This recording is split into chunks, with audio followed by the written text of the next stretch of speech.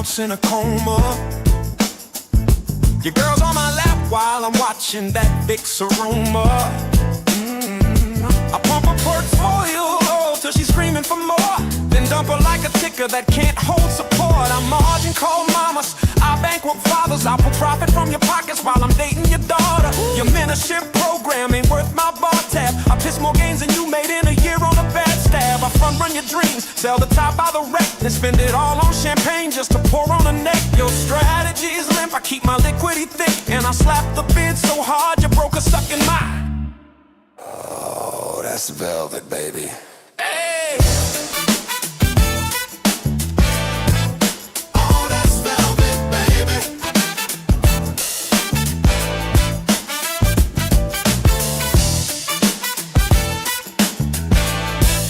Oh, that's velvet, baby.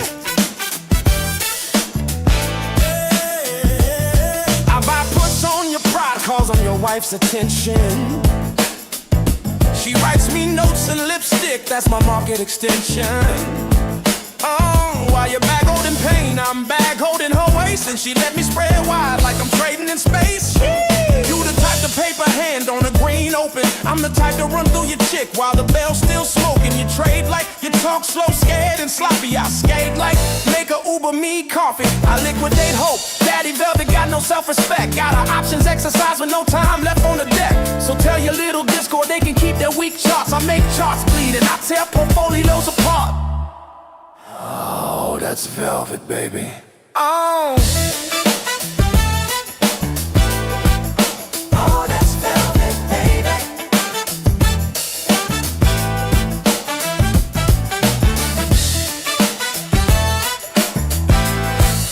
Oh, that's velvet, baby. Hey. You stop lost, that's foreplay. I'll tease it till it pops. Then dump so heavy your ticker's calling the cops. I'm the after hours killer, pre-market home wrecker. Pull profits out of mouth while you're begging for a checker. Goddamn! I margin call priests, leverage nuns in confession. Your guru's in my DMs, begging for a session. Crimson don't buy dips, he buy bottles and hips. And he'll hedge your position with both hands on the lips. You pray to Jerome, I pray to debauchery. While your gains stay imaginary as monogamy. So next time you swing, know the market's my mistress, and she only moans for the man who risks reckless. Oh, that's crimson, baby. Oh. Oh, that's crimson, baby.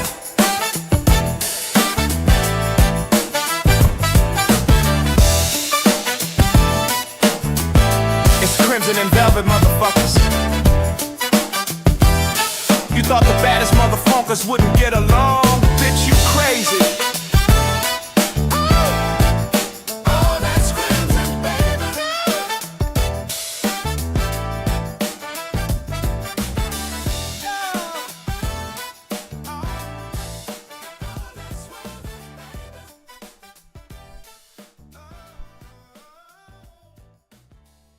Oh, brother, oh, brother, oh, brother.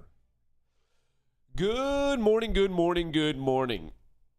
We should probably address the elephant in the room. And I'm not talking about myself. I'm talking about the little mix-up I did this morning, which some of you are already laughing at me about. I tried to film a video. I was trying to work ahead and film the next video for the secondary channel related to how to build out your own AI systematic trading. And I accidentally, instead of hitting record, hit stream. And since I already had the streams pending, it just went to the current stream. And I don't know, it's just a whole awkward thing. And I'm really, really embarrassed about it all. And I was knocked off my game and I didn't know what to do. So you guys got like my weird attempts at trying to start a video. And I was like, what was I even saying? I think I started that one off with howdy doody. And you guys are probably like, what the fuck is this kid on? But no, I was attempting to film a different video that's going to be going out this upcoming week. And yeah, that was an embarrassing one. That was, yeah. Never going to be able to get that one back. never gonna be able to get that one back. But hey, I guess it is what it is. We're all gonna have to roll with it. But that is a little bit why I'm kind of late this morning, because I tried to film it and I only got 95% done because I can't figure out this bug at the end. So, man. When you guys watch this video, it's going to be coming out this upcoming Monday. You're going to know the lore behind it. You're going to know the blood, sweat, tears, and really just straight up embarrassment that went into making that video. So, yeah, we're not going to be able to really necessarily live that one down. So awkward. Yeah, really awkward. But hey, at least the market's green. We're scheduled to open up at a new all-time high. S&P 500 making records, NASDAQ 100 making records, Bitcoin not far away, and then a lot of people's favorite individual equities, NVIDIA, Broadcom, Palantir, Microsoft, Meta. Things are just looking good across the board.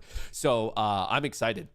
I do want to give you some updates on my positions. Shout out to everyone who's been watching the mini series on the main channel of my recovery from blowing out $30,000 last week. If you saw the update video yesterday, you know that I locked in some of my positions. I'm still carrying quite a bit, but I thought it was financially smart to lock in some. So I locked in $19,000 worth of profits, and then I think I have another $40,000 still unrealized. But I figured, you know what? I could I was digging myself into a hole last week, and this is a good opportunity to kind of backfill some of it up to where I should need to be. So am I back into flat or break even? No, I'm still technically down by 11 in terms of realized, but if I were to close everything out at market open, not only would I make back that $30,000 I lost, I'd probably make another 30 to 40,000 on top of it. So very much getting to where I need to be. And if there's any questions, comments, or concerns about that stuff, I'm more than happy to answer what's going on. So I just wanted to say a shout out to everyone who watched those update videos. And on that note, I should probably do my job and get you guys ready for the market today.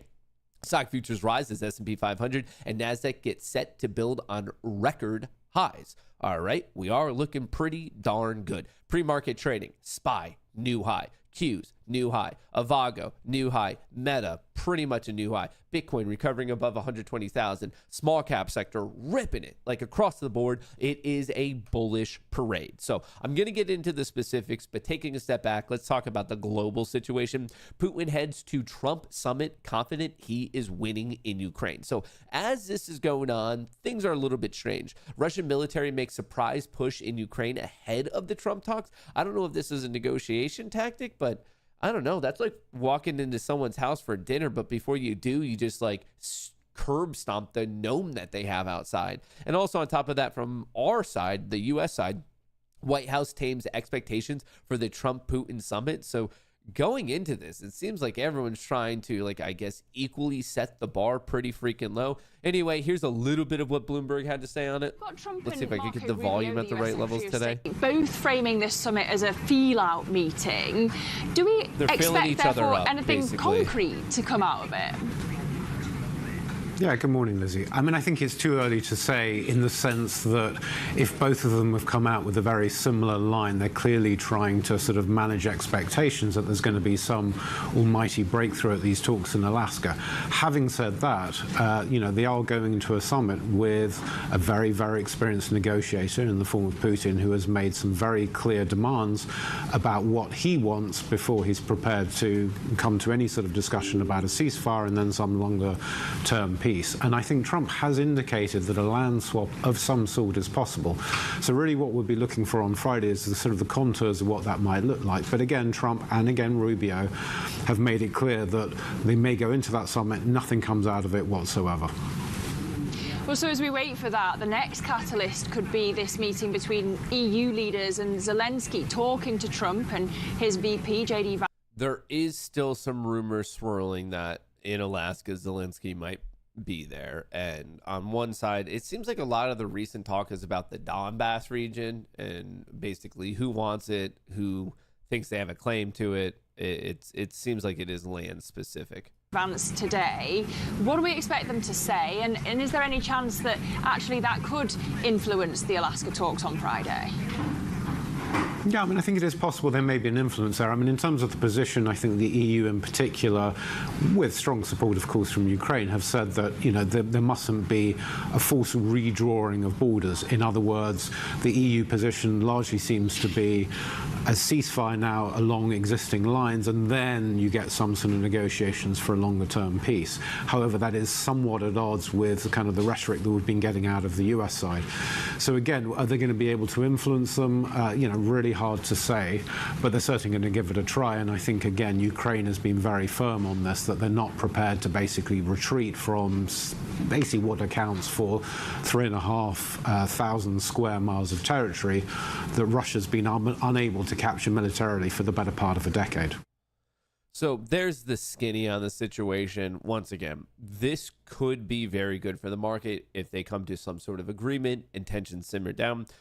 Conversely, it could be pretty brutal for the market, especially if tensions get very, very high. So just something to pay attention to. And obviously, both sides are setting the expectations pretty low, so that doesn't necessarily give me the best feeling, but we're going to see how it plays out.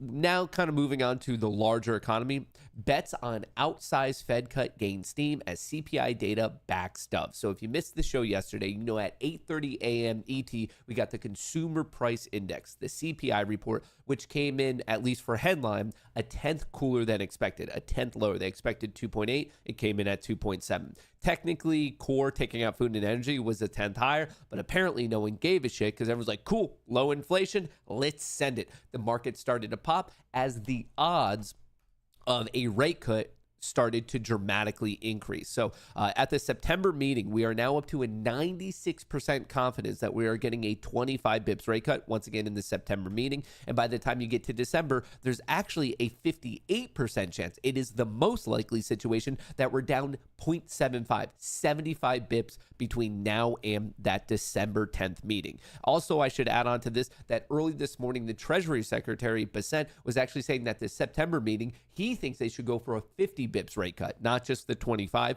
So that actually has to do with a little bit of the pre-market optimism, the fact that the Treasury Secretary is saying, no, lower these rates. Remember, when you lower the rates, yields are going to drop, bonds are going to pop, and that's exactly why you're going to be seeing things such as TLT already green this morning. So remember, bonds and yields move inversely. Bond prices go up, yields drop. Yields go up, bond prices drop. So bonds prices are starting to get a little bit of their legs, US 10-year Y, as yields are starting to come down. They're going to be moving inversely. And to really explain why this all matters, because it basically tells you how cheap and or expensive money is. As yields rip, that means money itself is becoming more expensive because loans and whatnot are now more costly.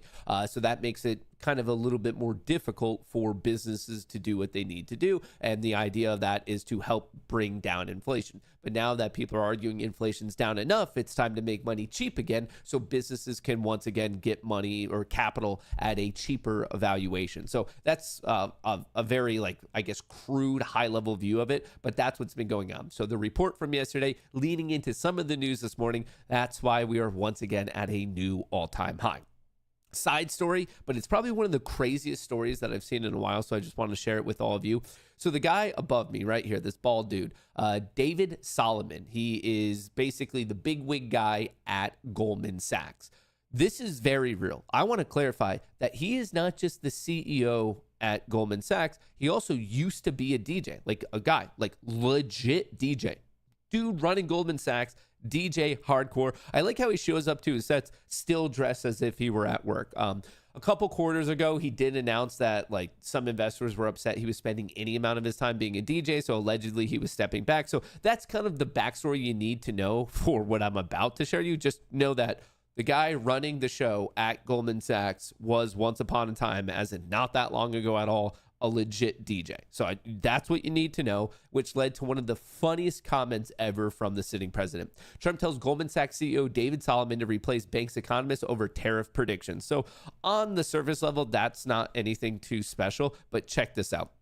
Trillions of dollars are being taken in on tariffs, which have been incredible for our country and the stock market, its general wealth, and just about everything else. So he's mad that basically, hey, look at how much money we're making. Why are economists not stoked? And then right here, I think that David should go out and get himself a new economist, or maybe he ought to just focus on being a DJ and not bother running a major financial institution. So clearly, the sitting president is paying attention close enough to know this guy's pastime, what he likes to burn the midnight oil doing. And he's like, hey, man, just commit to your DJ career. The fact that this is now going to live in the National Archive, the Presidential Archive, whatever the fuck it's called, that is hilarious. Absolutely hilarious. So just want to share that. That was obviously some news as of yesterday morning.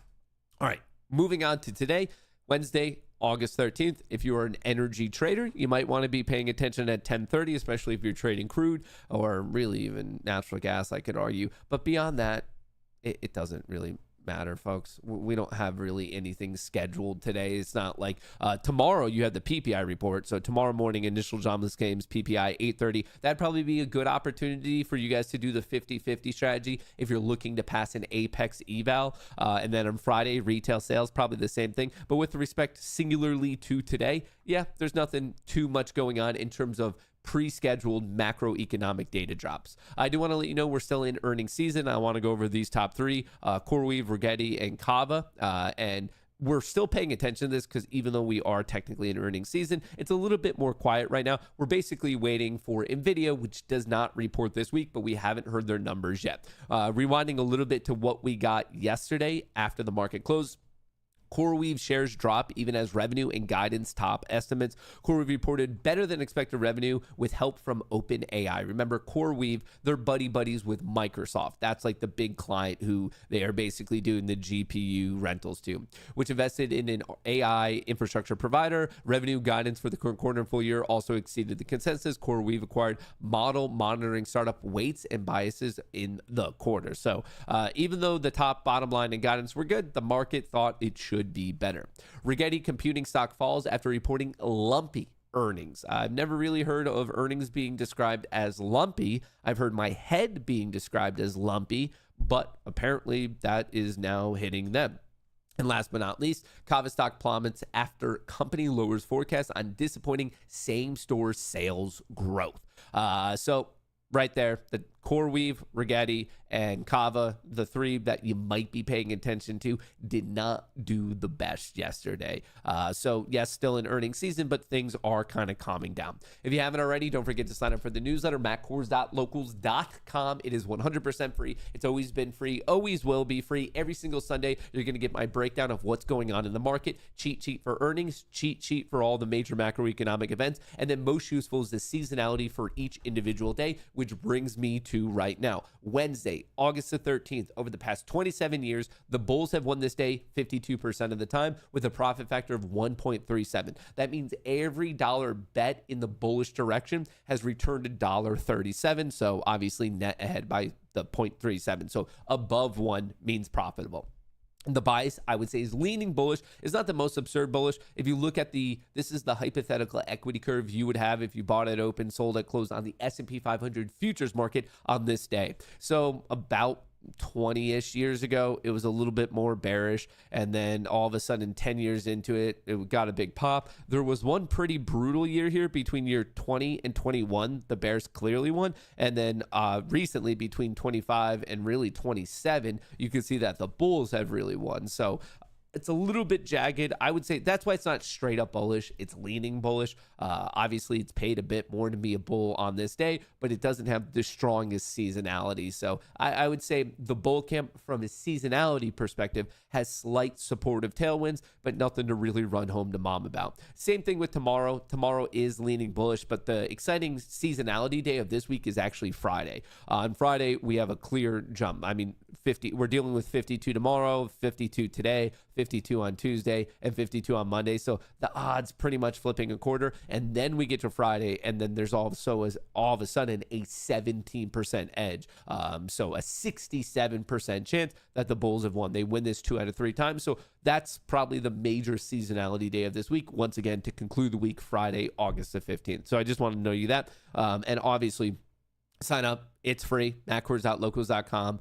That's also how you can get into the Goonie Discord if you so want. All right, bringing it back to the major levels of the day. I forgot to do this yesterday. I felt bad about it, so I want to do it right now. All right. You can see we are currently trading at 6465, and this is the gamma map. You might notice on the gamma map, there is what percentile? A 99 percentile bet, as in 99% of times, we do not see a bet of this size, of this caliber, of this impact, and someone out there, they are long 9.6 thousand call contracts up to 6475. So that's because it's a long position from a market maker's vantage point that is creating negative gamma. And that is making a very evident target. And then right above it, right below it, we have positive gamma. So, I mean, the bell of the ball today in terms of strikes is 9475. Write it down, memorize it, tattoo it on the back of your eyeballs. Do whatever you need to, but know that 9475 is where there's a very large player, very, very interested. So it's right here. Obviously, yesterday we closed out at an all-time high. We hit an all-time high in the realm of 6445, 6446. That's where we're messing around. Obviously, once again, we are scheduled to open up 20 points above that, all the way up here. Roughly where my cursor is at 65, 75 is going to be the major test. Is this guy going to ride it? If it's tested, if it goes in the money, is he going to take his profits? Will he add to it? Will he scale out? I have no idea what he's going to do. No idea what he's going to do, because that's not me. I don't have enough money to play 9.6 thousand calls on a 0 DTE on SPX. Like, this is a multi-million-dollar position. So I'm excited to see how it plays out. This is like clearly that's going to be the pivot point of the day. Do we get above and hold above it, or do we get rejected by it? This is what you got to watch. So that's a key open interest level. Obviously, the other yellow horizontal lines are other open interest levels, but this is the most important one of the day. 6,500. It's an important one, but if anything, it's more of an important psychological level. And then on top of all of that, I also mark out the previous session's high, low, and close with the green, the red, and then the white lines. That's the previous session's high, low, close. Always important. And then the white box is the transition zone from a market maker, gamma, and delta perspective. Bullish above, bearish below, and chop within. So those are the levels I'm watching on the overall market today, but obviously things are looking pretty good. Taking a step back to really show you guys where we're at, where we've been, how we're looking. We're looking at a new all-time high on SPY today. We're looking at a new all-time high on QQQ today. We're looking at a new local high on IWM today. We're looking at Bitcoin recovering above 120. We're kind of at the top of this shelf. Every single tick and trade that happens above 120, I become more confident, because we wick above it, get smacked, wick above it, smacked. So every single time we try to clear this shelf of 120, we run into issues. So I'll be watching that closely today. If anything, I'll set up a reversal alert here, but I would love to get back up to this like 122, 123 region, but above 120 is a big win. Moving on to individual equities. Meta, once again, new all-time high. There's quite a bit of open interest at the 800 strike, so people might want to be paying attention to that. In fact, I should probably be setting up an alert to know, add alert if we get to this. Let's do 799.95. All right, so there's an alert there on Meta, but once again, we're breaking to a new all-time high. Same thing with Broadcom, breaking to a new all-time high. I believe the key level, what was the key level? I looked this up yesterday. It was either 320 or 330. Excuse me, I'm having an old man brain fart now that I'm at the ripe age of 30. Things like this don't come to me as easy as they used to. Avago. It was 320. Okay, so Avago, definitely pay attention at alert. We're going to do 319.95. All right, we have an alert there. Palantir, same thing, opening up to a new all-time high. Hood, unfortunately not a new all-time high, but close. We're at 115. The high is 117.70, so it's possible. I'm a little bit more optimistic just because I'm very, very biased. I have a bullish position. I have calls on this, as many of you know. So I'm looking for the follow through there. Netflix, a bit farther away. Obviously, we're talking about 1,300 and change as an all-time high. But I do like this recovery effort. I would love to see it above 1,250, watching that. Microsoft also picking up after its earnings. Apple trying to get this local high breakout, and the follow through might have legs up to 240-ish. Coin trying to recover a little bit, but honestly, recently, nothing too special. NVIDIA, we are once again in the range of talking about a potential new all-time high, so obviously playing close attention there. Tesla is trying to hold its official breakout, little fake out breakdown in early August, recovered strongly, and kind of looking to see if we could get the follow-through to the next local high at 357. MicroStrategy, just like coin, not doing much, not necessarily bullish or bearish, just kind of not doing anything. BITX is literally just leveraged Bitcoin, so as Bitcoin goes up, BITX should go up at 2x the rate. Rum back at $8. Hopefully that can hold. DJT not doing the most. Stocks will open. Ripple, higher low, inverse shoulder, head shoulder. I'd be looking for a return up to 360. Solana also starting to really push. Texas Roadhouse, if you ask me, this is a crime. This should be illegal. The fact that this can ever have a red bar blows my fucking mind. Oil's trading at 63. Gold's just been going flat at 3.4. VIX is at one of the lowest readings ever. Vol has disappeared from the system. Ethereum is almost at a new all-time high. So it's trading at 4.7. The all-time high, according to Coinbase, is at almost 4.9. It's at 4.8 and some change. So ETH almost at a new all-time high, which means BMNR is also looking pretty good because it's basically the way MicroStrategy is a Bitcoin treasury play. BMNR is allegedly an Ethereum treasury play. So that's pretty much the skinny across the board. The bulls are in control. In fact, I don't really see many measurable data points that suggest the bears even really have a shot, but obviously this stuff can change on a moment's notice. To really drive home the point, you could see the large buyers yesterday buying all day. This light blue, this like teal line, this is a measurement of really kind of cumulative tick, basically representing large players hitting the market across the entire New York Stock Exchange, and you could see they were aggressive all day. So that's one positive thing. And I could also show you there's way more calls in play today than there are puts. Actually, in fact, there's 2x the amount of calls in play today than there are puts. So right now, heading into it, obviously the market's not open yet. 5 minute, 10 minute, 30 minute, 4 hour, all bullish. 5 minute, 10 minute, 30 minute, 4 hour, all bullish. S&P 500, NASDAQ, bullish momentum on pretty much all time frames. If you look at the daily charts, as I already showed you, higher highs, higher lows. I should actually just delete this because we know we're making a new one today. NDX, let me delete this one as well. So higher highs, higher lows, strong price structure, strong price momentum on the daily all the way down to the 5 minute. And then looking at the options market, as I showed you, it is call dominated with some monster of a play today. Oh, let me log back in here. Oh, I need to log back in. With a monster of a play at 6475. Absolutely crazy. Absolutely crazy right here. The trace tool, you can see huge amount of negative gamma. So that's going to be my main watch out of the gate. 6475. So we're going to see how it goes. And on that note, I should actually make sure that I'm ready to go on my systems.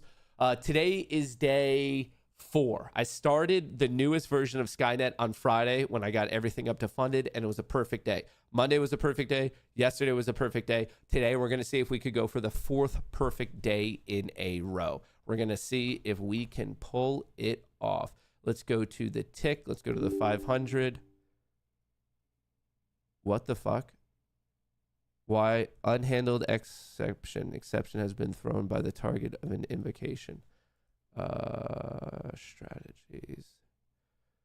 All right, let's just remove this for now because it might be causing issues. Okay, so let me see if I can switch these time frames back and forth. Tick back to 500. All right, we're gonna see how this is going. Hopefully this works and the strategy I was working on this morning doesn't break everything for me. Hopefully. All right, we're on the 500 tick. This should get going pretty soon.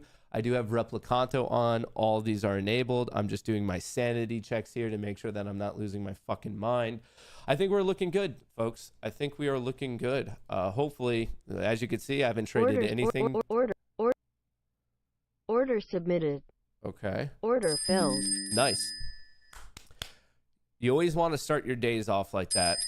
You always want to start your days off pretty freaking strong. So trade 1 already locked in exactly how I like to see it. All right, let me do this. Trade 1 is done.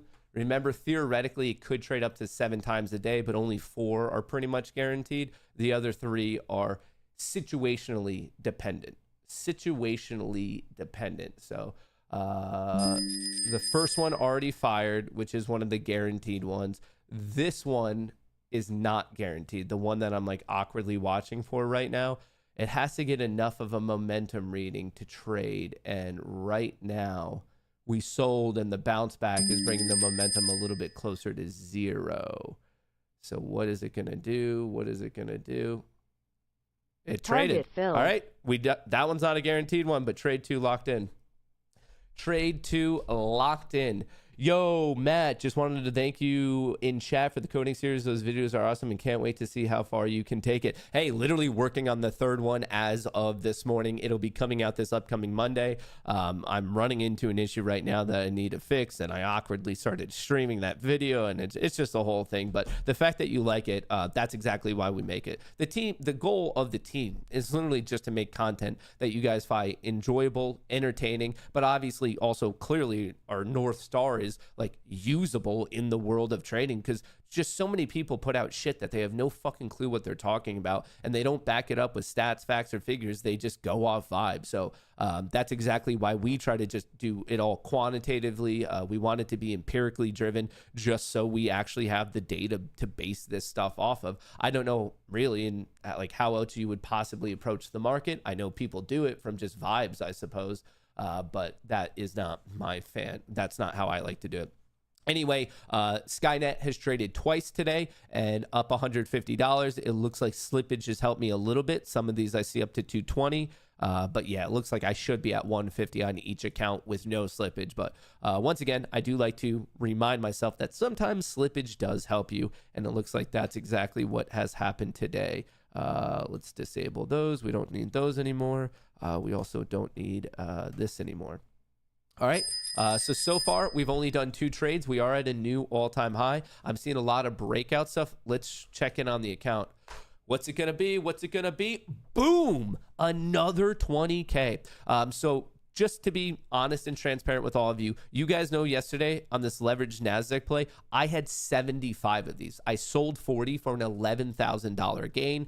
So I'm still carrying a little bit less than half the position. Same thing on SPY. I had 40 of these. Now I only have 20. I sold those for 7. So basically between the NASDAQ play and the SPY play, I locked in 11,000 and 7,000, as in I locked in 19,000.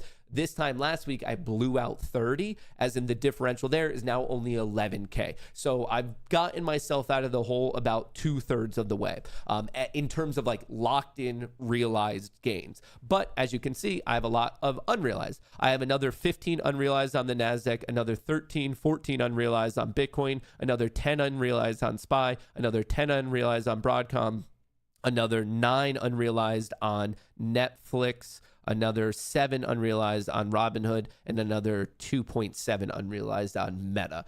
I wish they did like a total thing for you here, because that's 30, that's 40, that's 48, that's 56, that's 62, and then that brings me to 65. So I have 65,000 unrealized right now.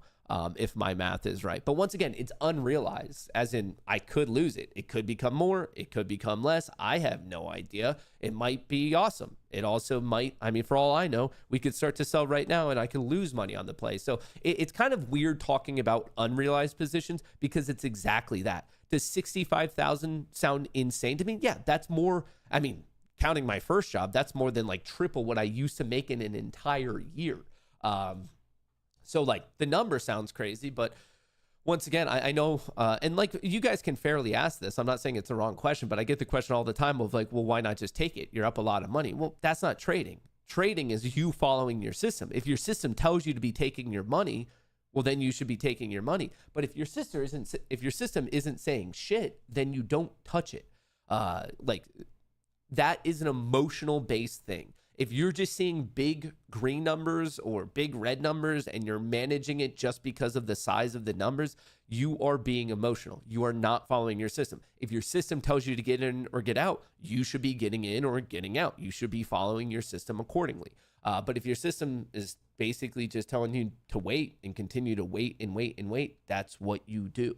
That's exactly what we do. My sister says scalping is best. I don't think my sister knows how to trade.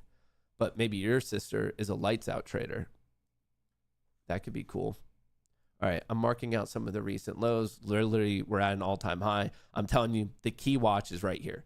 It's 6475. There's a massive player right there, 6475. We'll be able to track it to see if it changes. It'll update every 10 minutes. So it's not like we're going to be able to know it instantaneously, but we could probably get a pretty good vibe on it all of a sudden if we see the 0 DTE delta dropping. If we see this green line start to drop like no other, we could probably have a pretty strong assumption that this guy's locking in like their profits. Just a strong correlation with that. Oops, did not mean to do that. Did not mean to do that. All right, the Mag 7 had a little bit of an uptick.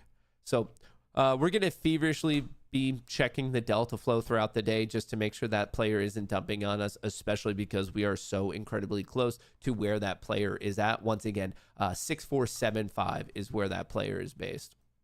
6475. Here, I'll go to the 1 minute just so you kind of see what's going on. There is a downside gap fill. Remember, that's a pretty popular play. If we start to see a sell-off to 6450, really technically 6446, don't be surprised because that's just a high odds play. Is it a guaranteed play? Obviously, it's not a guaranteed play. There's no such thing as a guaranteed play. But I could tell you with high odds that there's a good chance we hit 6446.55. Obviously, the odds do change a little bit based on the day of the week, the month of the year, even the week of the month. And it also changes based on the size of the gap. This gap right here, not that big, 0.3%. It is very good odds that we hit this. Selfishly, I hope we don't. Like, there's one part of me that I know the numbers of like, okay, this is the high odds situation.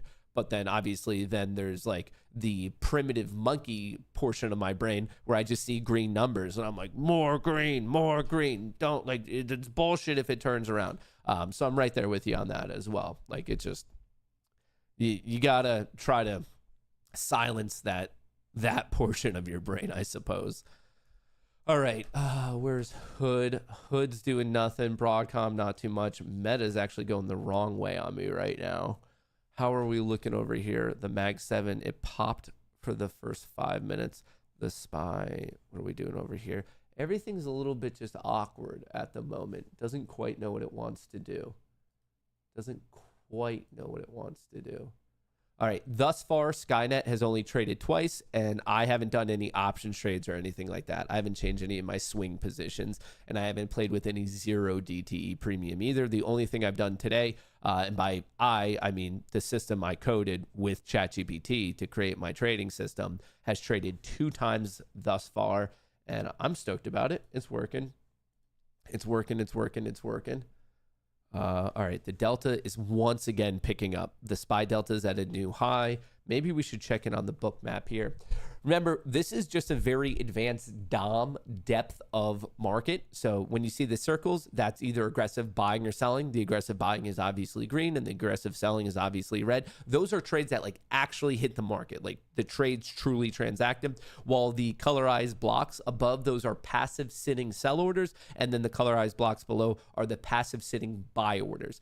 Just because an order's sitting doesn't mean it has to stay there. And you know that it's staying there and gets filled if you start to trade down there and you see the bubble start to pop off. That means that those large block orders are actually getting filled. But you could see we had quite a bit of resistance up here. We kind of chipped into it a little bit and then fell right out of that region, somewhere between 65 and 70, this 5-point region.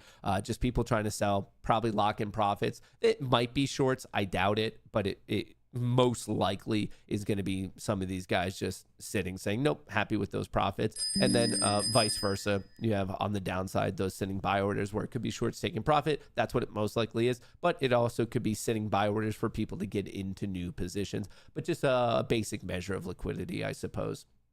A basic measure of liquidity. All right, so we did that. I got an alert just now on coin. What kind of alert did I get on coin? Oh, a potential breakout. All right, so this was its earnings. This is actually a pretty popular play. We don't talk about it here that often, but when you have this earnings reaction, this was obviously a gap down in this particular example. We had this low at 736.83, and then post earnings, the next high was 337.58, creating a big gap in the chart. It is a popular play of when you start to go back into the gap to take that trade and play for the full gap fill. I don't have a position on. I want to be honest and transparent that like this, the odds do suggest it. Obviously, the odds are going to be different from every equity to equity. So you might want to look into that. You might want to go ask your favorite AI system the odds for whatever equity you're talking about. But speaking in a generic sense, when you have an earnings reaction, overreaction, and then the market equilibrium starts to say, you know what, we think we were kind of wrong on that. That is definitely a playable opportunity. For me, if I had to play it right now, I would literally risk this recent low at 314. In at 337, risking 314, targeting 376, 377. I'm not playing it. I want to be very clear. But if I were forced to play this right now, that's exactly how I would play it. And the reason I'm not playing it is because I already have exposure to crypto. I'm already in on BITX calls. I already like have enough money on this particular play, or a highly correlated play, I should say. All right. Are we going to break? The SPY is getting pushed up there, but I'm wondering, are we just going to see profit taking as soon as this happens? It's gearing up for something. Here's a look on the SPY. The SPY has the highest delta reading of the day, bottom left, top right. Mag 7 did pop, did drop, and now it is once again gaining a bit of momentum. Avago, I would love for that to rip. I am watching that 320 level just because we know that is, that's a lot actually. That's a lot of gamma right there on Avago. 320. That's a lot. Tesla above 340 is pretty solid. You could play it up to 350. You're playing this gamma mountain fall over. Nvidia 185 seems pretty freaking important, with 186 being the low vol point. Palantir above 185, that's quite a bit of support. You could be watching 195. Microsoft support at 525, and then 545, 550 would be my target. Apple support right at 230. Netflix targeting 1250. So there's this hump it needs to get over right here around 1225, and then targeting this long call position at 1250. MicroStrategy is boring to me right now. Meta low vol points 835. A lot of people playing 800, and then protection at 805. Probably, if I had to guess from debit spreads, if I had to guess. Avago, we did that. AMD, nothing too special. And then Hood. Hood has quite a bit of resistance, 116, 119, 117. This is a pretty messed up area. Like, you could literally imagine it, like the energy it takes to push it up this mountain. That's what Hood's fighting right now, which makes me kind of wonder why I'm still in on the play. How's it looking today? Am I green on Hood? I don't know. My spidey senses are just tingling on this one. I'm up 4.4 thousand on it. I'm up 4.4 thousand. Do I just want to take it? Yeah, fuck it. Fuck it. Fuck it. Fuck it.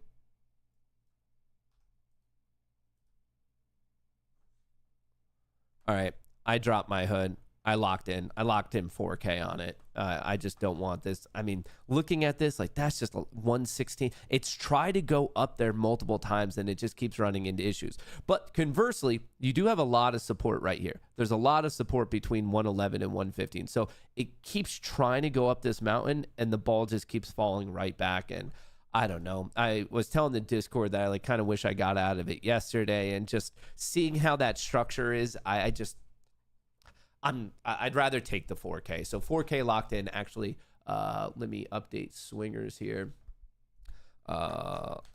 Locked in Hood. All right, so 4K, whatever. So that brings me, I locked in 19 yesterday. That brings me up to 23 locked in. So I'm only 7K down right now. 7K down. And honestly, I don't even really need that one anymore. We could go back to Avago. Netflix, what did I 40 50, so 30. So Netflix is even at its breakout point.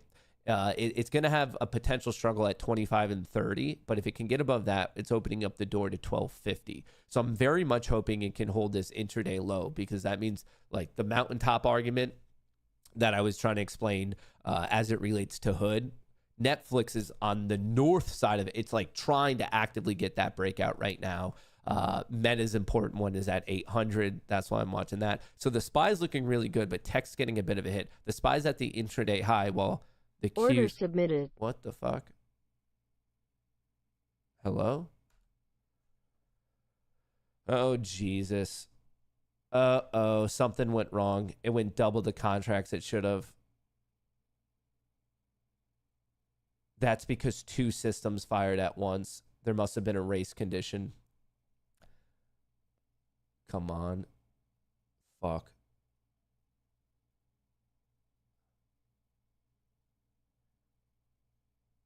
Uh-oh. Uh-oh, SpaghettiOs. Oh, 2 strategies fired at the exact same time. TS and DS. Race condition. Come on, can I get lucky? Can I get lucky? Can I get lucky? Can I get lucky?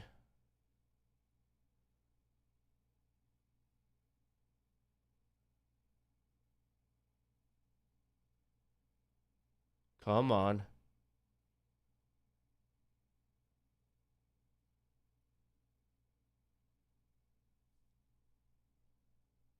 Fuck. Fuck. That's not what I want to see. A double bottom here.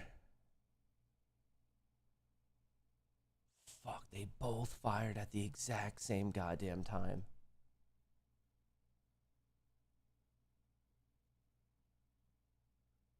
Oh, shit. Order filled. That's not good. Fuck. How Order did that filled. happen? Why did both, like, because I even, am I going to get lucky? No, fuck. Fuck.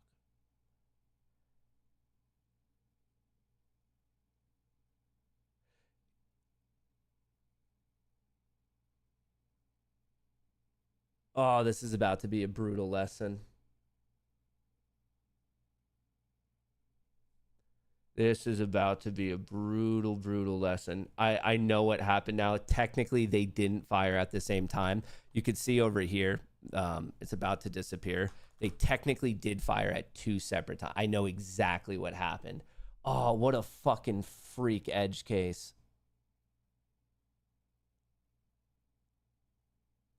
Which one fired first? Oh, what a freak fucking edge case.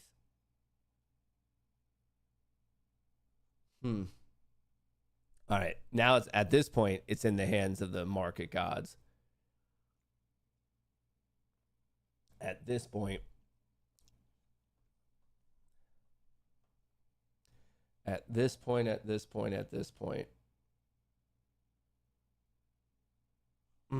That's going to bother me. 2 separate trades. Fuck. So obviously, when you do that, when it's double the size, that means it's taking on twice the risk than the system should be taking on. It's sick if it hits, because that means you're getting double the profit than you anticipated. But obviously, if you keep doing that time and time again, it's only a manner of like eventually you find the bad beat and you're going to blow out. So if I can survive this one right here, if I can survive this hit, I'm going to have to fix that. But this is not, I mean, the second this one right here, a little bit later, didn't get me my fill. That's right when like this feeling in my stomach's like, oh, this is not good. Not good, not good, not good. Oh, we were on such a good run too. It was a good run. Oh, the frustrating thing is like I'm 99% confident I know what happened, and it technically wasn't a race condition to like that the pure definition there, but I think actually one getting triggered. What happened was the conditions for strategy number 4 became true first, and then when 4 fired, yeah, it just Order blew filled. out. Order submitted. What happened was, actually, can I go into how do I go into an even smaller? I just want to double check because I think I know what happened. No, they fired on the same second. Tick, tick, tick, tick, tick, tick, tick, tick, tick. Add. I wanna do. We'll do 5. Apply. Data series, days to load only 1. I want to know I think I have an idea. Right. No. Target filled. Did it really go anyway?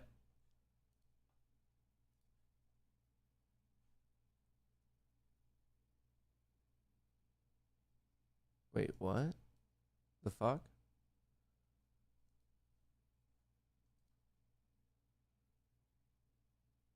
Profit target?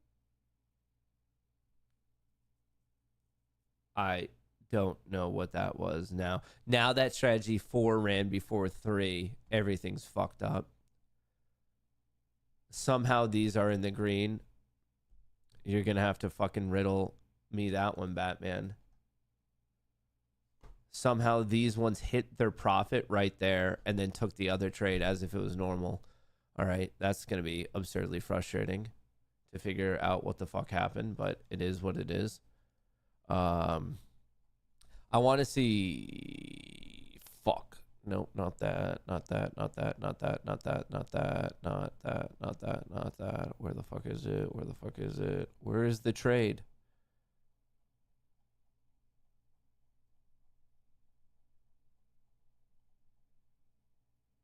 Okay. Yeah. Here's what happened. Yeah, it's exactly what I thought would happen. So strategy 4 fired before strategy 3. And the fact that 4 fired confused it. Oh, it's definitely a fucking edge case. Oh, that's so stupid. What a fucking stupid beat. I know exactly what happened. Fuck.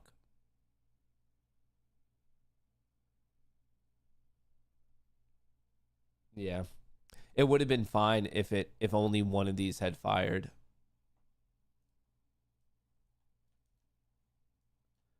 Because then right here, these were perfectly fine. That one got its trade. So some of the accounts actually got the fill right here. Like that account got the fill. The Tradeify accounts got their fill. The take profit. Look at the difference in this slippage. Okay, so on this bar right here where my cursor is, that's where Tradeify got in. But then if you look at take profit, it got in 1, 2, 3, 4, 5, 6 bars later. Granted, I'm on the 5 tick, so I'm like really zoomed in, but I'm just trying to show you like the impact of slippage. Well, Apex got in even later.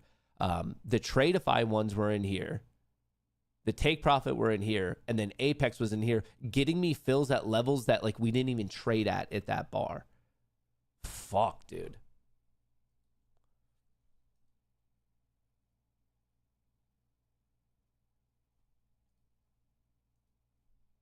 Look at that. It's I'm literally getting fills that we did not even trade at there. This is why Rhythmic sucks. I'm telling you, folks, make your life fucking easier. Do not use Rhythmic. When you're on Tradeify accounts, boom, earlier, good fills, you do what you need to. You use Rhythmic and just random fucking dog. Look at this. This bar right here was trading at 28.75. I was getting fills at 28 and 27.75. I was literally getting fills an entire point away from where we even traded in that bar. That is just, don't use Rhythmic. Do not use Rhythmic. That's the TLDR. What the fuck? Oh, and it would have gotten me my profits anyway. Had it traded properly, and I only did one of the strategies, it would have never... Here, let me show you this. I mean, and that one's on me. So even with this horrible fill, it would have been able to withstand this pullback, and I would have already been in profit. That's just frustrating. And that's just getting kicked while you're down. Are you going to move from Rhythmic this time around? Without a doubt. Without a freaking doubt, I'm getting the fuck off of Rhythmic.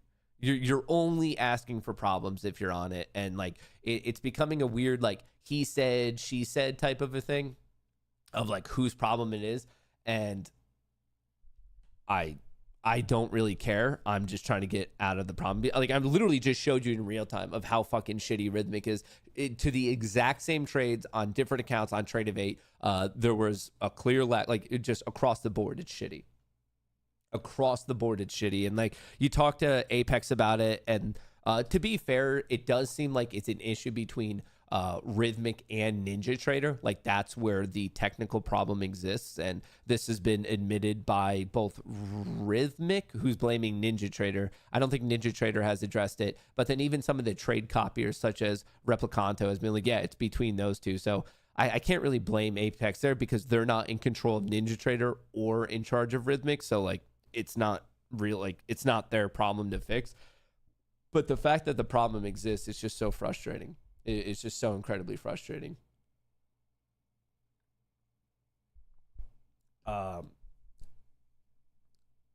Pretty sure this is all sim. Oh, those accounts are sim right there. These are sim. So if you do well enough, you can get payouts, but it's not like I lost out that money. These are sim to funded accounts where if you basically survive the gauntlet of a lot of different things at a lot of different points, then you can get paid.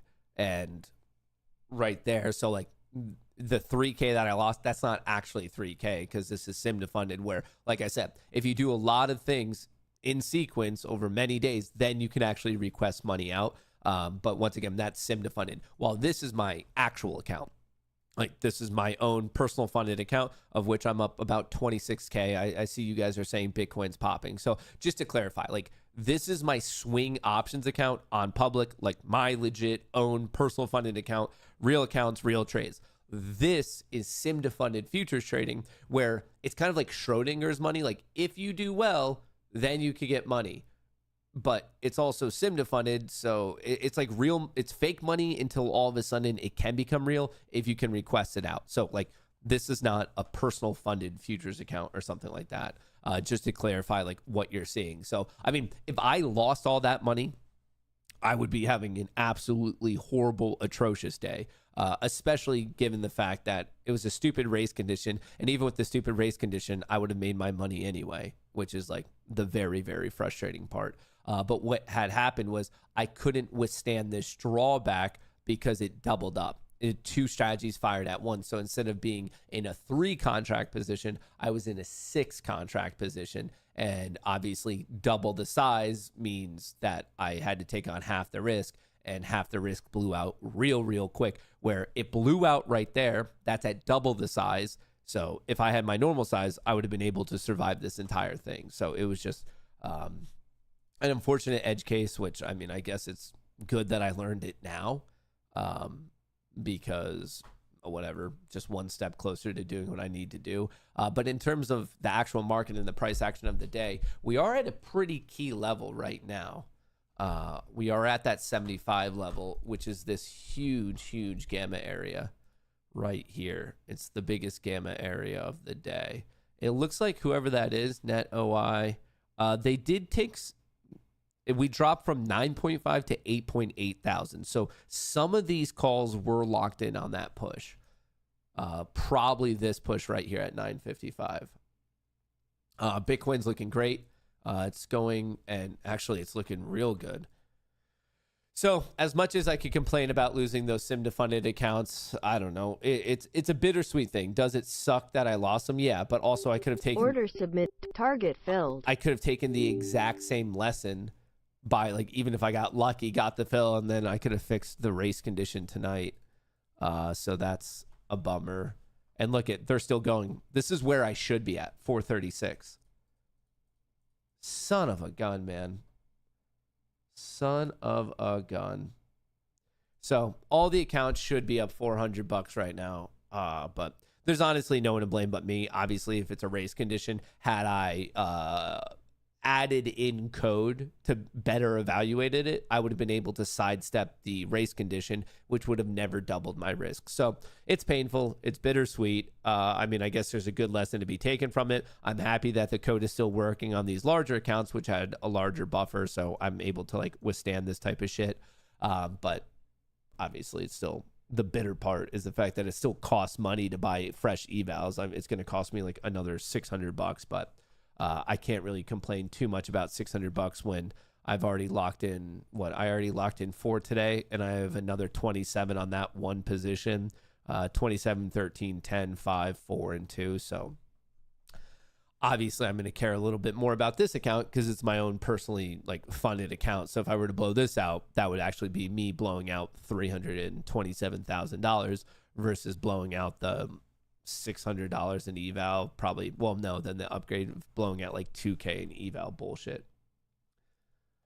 I know the trading day isn't over, but is the streak snapped? Well, technically, because the streak I was counting on wasn't necessarily making money. It was the system firing perfectly? And today it did not fire perfectly. That's what I was basing the streak on, was like the code finally working, which, hey, I'm lucky to get out of hood when I did. That could have been bad. Really happy to have sides. So even that right there, the amount of money I would have lost, that if I stayed in this position, it probably would have cost me about 2K. So right there, I can think of it that way. Like, oh, that just paid for my next round of evals. But no, in terms of the streak, to directly answer your question, what I'm basing the streak off of is how many days did the system run perfectly? Sometimes the system's going to make money and lose money. I'm just trying to sidestep because the system itself is 7 independent strategies. So when you have so many strategies, it becomes a little bit more complicated, as you saw today, where 2 of the different systems fired at the exact same time. So I need to figure that one out. And an easy fix is literally just turning one of them off and coming up with a different system. That's probably the easiest workaround, is the 2 that are potentially conflicting, literally just be like, hey, guess what? Don't trade those anymore. That is one potential fix. But I also know how to fix it. I just can't fucking believe that. Can't believe it. It happens. What's causing the pullback? People buying and selling at a lower price. Whatever. Generally, it's not that useful of a question to say why. Like, all that matters is that it is happening. You could say that this is a pullback because of, I don't know, maybe a Vanna influence, maybe because this guy is unloading something, like whatever. You could accurately describe it or inaccurately describe it. It could be because Mercury's in retrograde. It doesn't matter. What matters, like yesterday at 9:44, President Trump Truth Socialed something about Jerome Powell, and for about 16 minutes, the market took a hit, and then it ended up like bouncing. Does it matter? No. What mattered was that we had a pullback, a base, and then we bounced. Current market position, market flat, fix that. Nope, not at all, actually. You're not forgetting about the other issues that are because of rhythmic. So as much as I wish you were right, you are not. And that what you're saying right now is the whole bug and workaround that we had to talk about last week. Because remember, the rhythmic accounts think you're still in a position even when you're not in a position. So if you did that check, it wouldn't work. It wouldn't work because of the other issues. So rhythmic has 2 clear issues. And once again, allegedly, this is because of the connection between Ninja and rhythmic. Like it's some technical issue between those 2. The first problem is that Ninja thinks you're in positions on Rhythmic accounts when you're not actually in positions. And I've showed you guys that multiple times, where if you look at your unrealized, it's flat and you have no position. If you look at your R Trader Pro, you are flat and no position. But then you look at your chart and it shows you in a position. So that's one of the problems. So if you were to use that code, it would think that you're either in or not in a position, but it would be wrong. So you can't do that. But once again, that's specific to Rhythmic and Ninja, like their connection. The other issue with Rhythmic is that it's just clearly slower than the others. Very clearly slower than the others. Matt, confirm, Matt, I don't have that issue on Tradeify. I know. That's why I've been telling everyone to use Tradeify. Do not use Rhythmic. Rhythmic is like, now what? Over the past 3 weeks, I have live streamed to you guys, not Monday morning quarterbacking or anything like that. I have live streamed to you all of the weird technical fuck ups on Rhythmic. And Rhythmic swears it's Ninja's issue. Ninja swears it's Rhythmic's issue. I don't give a fuck who's at fault. I just obviously want to fix.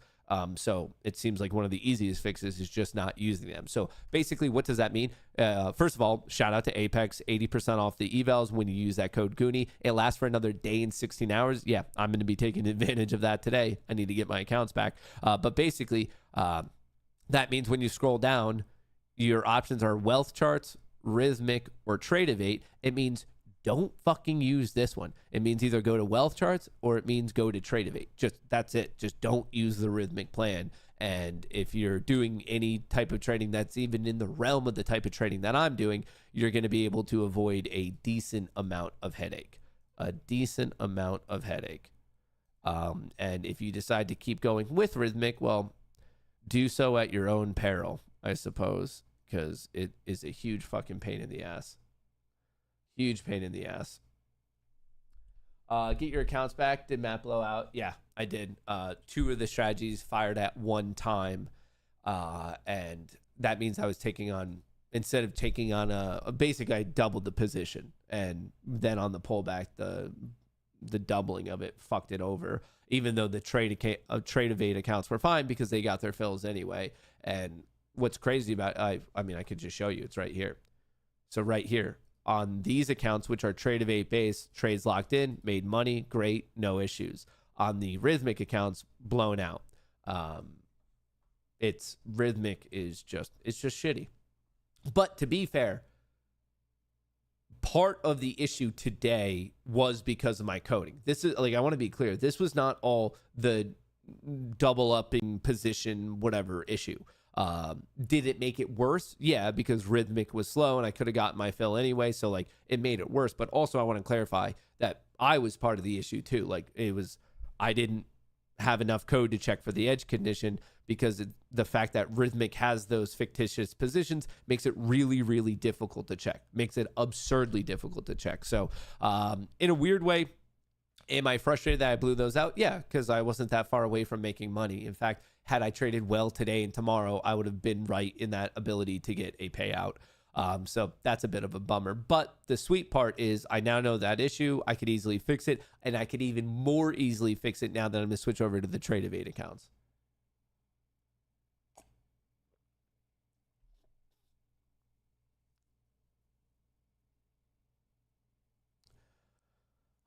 Rhythmic is just, well, I keep saying Rhythmic, but it is allegedly, it is some weird issue between the combination of Rhythmic and Ninja. So that is a bummer for me. A bummer, but whatever. I'll figure it out. And in the meantime, I'll just ride fucking Bitcoin into Never Never Land. Don't you guys worry. I will cry myself asleep on the new mattress made out of money that Bitcoin's paying me right now. Up 139%. Not a bad day. Not a bad day. Fuck, that's just so frustrating. Of course I care about the money. Like, no one likes blowing out. That between all the costs and the upgrade fees and whatnot, that was probably like $3,000, putting that all the fees together. God, that was fucking stupid. Because what it was, to better explain it, you guys remember where I'm like, yo, I think I know like a sketchy workaround for this like position thing on Rhythmic. It was the sketchy workaround that caused the issue, that edge case issue. So I had some really, really janky code to basically fix it, of like when it thought it was in a position, but it actually wasn't in a position. Yeah, fuck.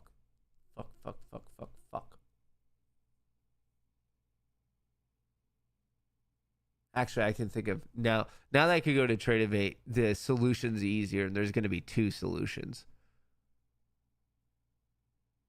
Yeah, 2 solutions. We'll figure it out. Also weird when Bitcoin is pumping, but Hood is getting cooked and MSCR is dead in the water. Why is that weird?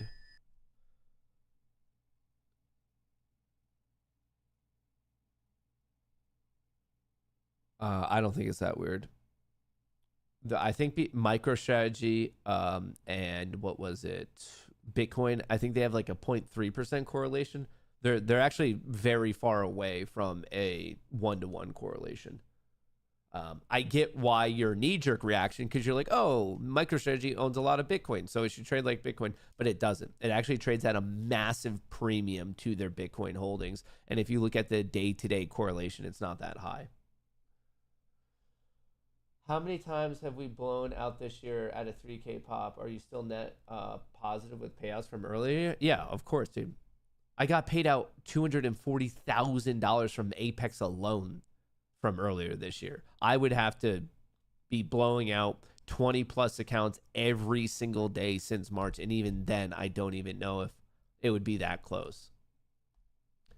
I was paid out a fuckload. Dude, the frustrating part is that this would have hit too, had it just not doubled up on that size. Son of a gun. Son of a gun. That's a bad beat. Whatever. It's only truly a bad beat if you just don't take anything from it, I feel.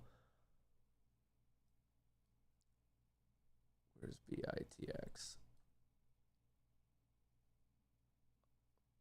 I think that would make the bad beat that much worse, is if I just didn't fix the code, didn't switch over to Tradeify. Like, the fact that there's 2 to 3 evident things I can do literally today to avoid it, switching over to Tradeify, and then there's 2 distinct ways in which I can improve the code, or literally I could just kill one of those strategies and come up with a different strategy. So there's 3 distinct things I could come to fix this problem, and that's what coding and trading is all about. It's just this trial and error. You run into an issue and you fix it. Matt, if you actually took these fake losses against your earnings, would you be profitable? No, but I would never trade this way. Ever. Because the dynamics of it, they just stop you at a normal point. So the accounts just stop and then like they're just frozen there and you have to restart.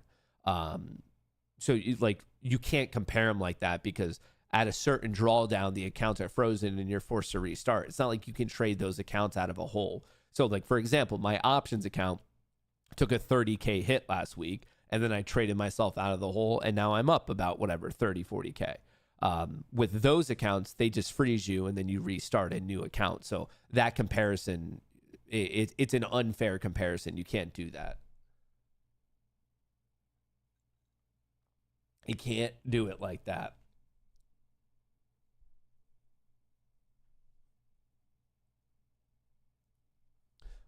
Years half over and Matt has only made 240K.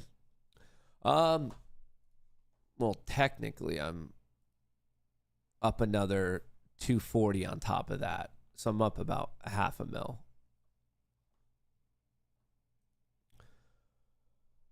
So, I mean, it just sucks. Like, I get it, but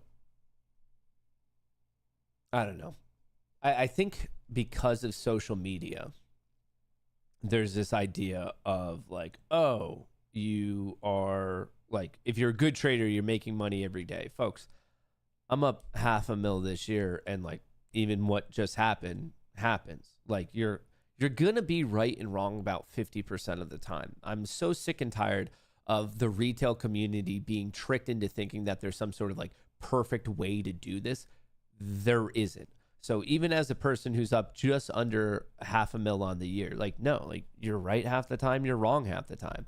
It has to really just do with how you manage that. Like the 50% of the time you're going to be wrong, you want that to be capped and controllable. And then the 50% of the time you're right, well, obviously you just want to handle it exactly how your system says you should handle it. If your system is saying you should scalp, you should scalp. If your system is saying you should swing, you should swing. It's more of just like, it's the proper management of it. That's what you need to do.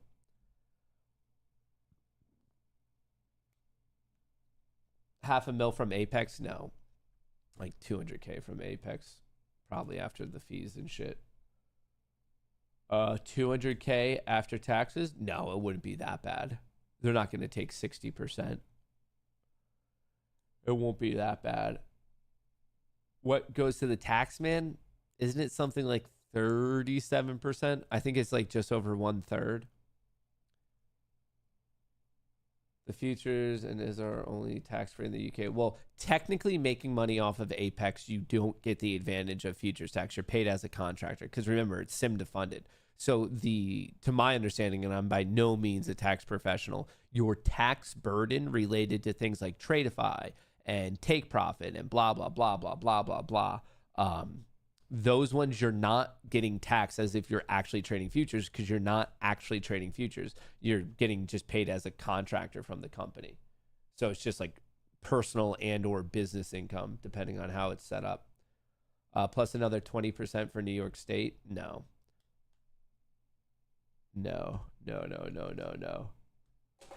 All right. Is this the bottom? Are we putting in a double bottom here on the SPY? And man, the Q's got a little bit smoked this morning. Matt will single-handedly paying off the national debt. My systems would have to be notably better to do that. Notably better to be able to pull that one off. AMC options flow, I cannot express how much I don't give a fuck about that company. It's just going to lose people money. If you want to play AMC and play it well, you just bet against it because it's a dying company. It is a dying company. 5-minute, 10-minute, 30-minute, 4-hour, all bullish. 5-minute turning bearish on NQ. 10-minute testing, 30-minute, 4-hour, all bullish. All right, we can update this now that we have a better idea of some breakouts and breakdowns. It blows my mind that people still are like involved with it. All right, so we basically overshot 75, and then this guy, did the position really get built back up? Oh, no, it's even bigger now than it was. It started at 9.5, dropped to 8.8, and now it's up to 11.9. So the bets on the return to 75 are actually increasing. That's kind of crazy. That is not what I expected at all. So the delta's dropping, but volume is hitting the tape. Yeah, this is now the biggest it's been. Started at 9.5, dropped to 8.8, and now up to 11.9. Oh, so 3,000 calls have net 3,000 have been added on to a bet of returning up to 75 for a 0 DTE. That's interesting. Too many people took money from AMC options and now it's dead. That's not how market dynamics work, but sure. Whatever you want to believe. Whatever you want to believe. Someone knows something. Well, do they know something, or is that just the bet? And then if there's large enough bets, it becomes a self-fulfilling prophecy type of a situation. That's how markets work. It's kind of like a majority rule thing. If there's enough money doing one thing, then that thing becomes actual truth. AMD is cooking. AMD is having up 6.5%. Wow. AMD's having a good day. Coin's having a good day. Nvidia and Broadcom are in the red. Hood's fallen off. All right, we're moving hood down the list. BITX, I just have to pay attention to that because of my Bitcoin play. Meta's slightly down. Netflix is slightly down. Broadcom down 0.5%. Nvidia is down 0.7%. Bitcoin is looking nice. How's ETH? ETH is a little bit of a retreat, but overall still up 4.6. The all-time high is 4.8 and some change. How's Bookmap looking? Speaking of that, if you want Bookmap, you can get some nice discounts. This is the Bookmap deal. If it's in the description, my mom will put it in chat. It's also pinned to the top of chat. But Bookmap, this is the tool I use for just like the day trading, the scalp trading. For example, we're at support right now. We're at the point of control at 24,000. So right here, this yellow line, the VWAP is just above. Obviously up here, we have some resistance and whatnot. But once again, Bookmap, it's a very advanced, good-looking DOM, depth of market. And like I said, Bookmap, they are a partner of the show. AMD is looking great. The Nasdaq is trying to decide if it actually wants to turn around or if it's just putting in a lower high and about to puke. Basically, that 955 flush really doing some damage on people. Really doing some damage on people. And it's not from another Trump Truth Social.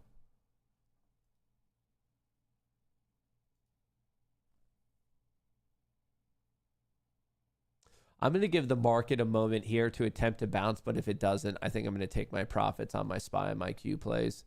Just because I've already been in it for a bit. I'm already up a good chunk. I've already locked in, and then we got this gap up, and there's still the downside gap fill, because I could always wait for a pullback such as the downside gap fill, pick a better strike and pick a better expiration date, because I've already been cooking in the ones that I have for a bit. So I really don't mind a repositioning of it, just using a portion of the profits. But I will let you know if I do that. Well, especially for everyone in the Discord. Yeah, it wouldn't be the craziest thing to lock these two in, because that's another 23. And then I just have to manage this other stuff, which these are not looking so hot today, but I do have more time. I think I picked the wrong expiration date on some of these, specifically Meta. But if I lock those in, I could let the Bitcoin play ride just because it's like playing the breakout and I still have time. We'll see. I don't want to do anything over exuberant here. The SPY is going down. Big guys are buying this. That's interesting. I would have not expected that for what we're seeing across the entire New York Stock Exchange. Everything listed on the NYSE. People are net buyers right now. I'm really surprised that the delta, the intraday delta, is taking this kind of a hit. I'm also surprised that the bets are now, we went from the opening value, which was a 99 percentile bet. Then people locked in profits on the first test.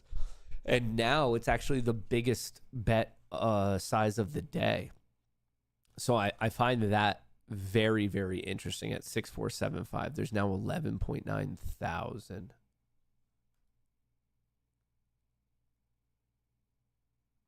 I find that very, very interesting.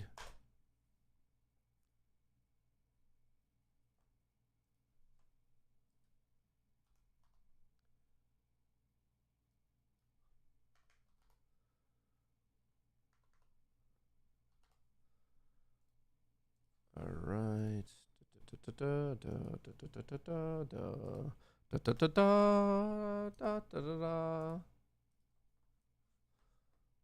All right.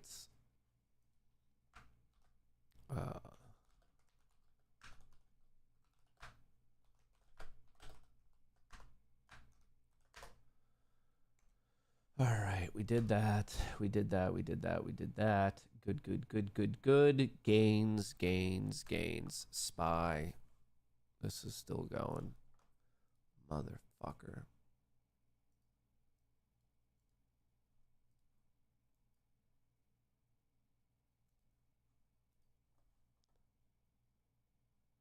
What's interesting about this is I'm trading all these accounts independently on Tradeify, and these are the ones that actually fired the fastest. We're having a little bit of a speed issue, team. A little bit of a speed issue I need to figure out. Technically, one more trade could still fire on these accounts. This is going to frustrate me to no end because this is where all the accounts should be at. I should be up. That is irksome. That is very, very, very irksome. But hey, it's part of trading. It is a part of trading. The SPY getting clapped a little bit. Remember, downside gap fill, as I said, right at market open. Not the craziest thing for us to trade down to 6446.55. It is the downside gap fill. It's a very popular high odds play, especially after we had some profit taking at 6475. But what I find weird about this particular setup, it seems as if players are already getting ready to play the bounce off of it all the way back up. So would I be going long right now? No. In fact,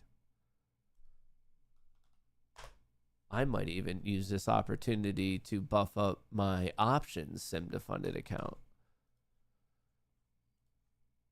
because of the odds of this downside gap fill play. What was that at? 6,450.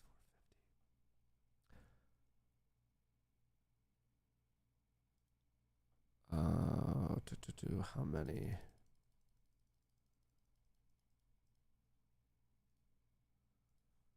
All right, let's rip this. All right, 20 puts, 6,450, average fill 550.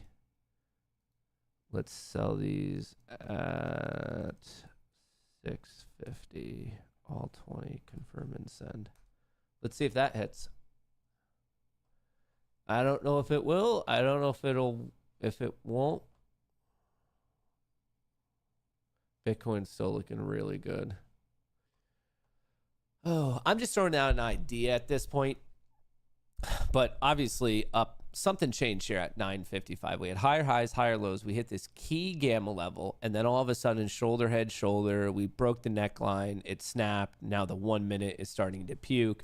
You can see here the 5 minutes below, the 10 minutes trying to save itself, the 30-minute, 4 hours still bullish. 5 minute puking, 10-minute puking, 30-minute, 4 hours still bullish. So even though we're here, I guess putting a couple things together, we know that there's this high odds play just down to yesterday's high because we literally opened above yesterday's high, creating a gap in the chart. That gap is true and there until 6446.55. That is yesterday's high. So putting that together, yes, I do believe that I know statistically there's a better chance than not that we hit that value today. The question from there then is, okay, when you get to that level, generally you can flip a coin and be like, okay, 50-50 shot of either we bounce or we don't. Okay, cool. What's interesting about this particular setup today is it does seem as if people are already getting ready for the bounce. We have big players buying, and that's across the New York Stock Exchange. And now this is even bigger. Now we're up to 12.6. What the fuck? Either this person is throwing bad money after good, or someone's getting ready for this bounce already. Did I lock in? No. Where are my positions? I'm back to break even right here. I got in at 550 and my order is at 650. And I have 20 of them. So I'm trying to lock in 2K at this, but currently break even. You can see all the way up here. Minus 100. Minus 300. Up 600. It's going. It's going. It was halfway there. Oh, more than halfway. It's trading at 6.2, 6.3. I need it at 6.5, 6.3, 6.3, 6.3. Do I hear 6.4? Do I hear 6.4? No, down to 5.9. I'm back up to 6. Back up to 6. Down to 5.8. Down to 5.7. Back up to 5.8. Down to 5.6. What is happening in the market right now? It almost got me that fill. The Q's, the way the SPY has a downside gap fill, so does the NASDAQ, and the NASDAQ is almost there. It's almost there. So I need a little bit of a flush right beyond 4.4, and then I should get my fill. And that should be a nice 2K locked in on Vanquish, which would bring my account to a pretty nice value, honestly. Dude, Bitcoin's still holding. Bitcoin's looking good. Coin's having a decent day. Apple's having a decent day. Avago, Meta, I wish would go up to 800.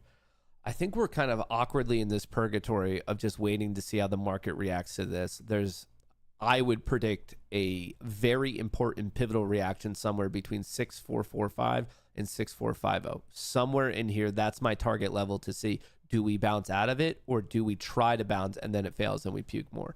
This is the reaction I care about. I have no idea what the reaction is going to be. Your guess is as good as mine, but what I can tell you is I think there's a very high odds play of us getting into the region, and then from there, that's going to be kind of the telltale sign of who's kind of running the game in the short term of, do we bounce out of it and come back up to 75, or do we puke below it and come all the way down to 25? So this is what I'm waiting for, and until then, nothing. Until then, I'm just going to sit here and stew in my own anger about how bullshit Rhythmic is and how fucking dumb I am.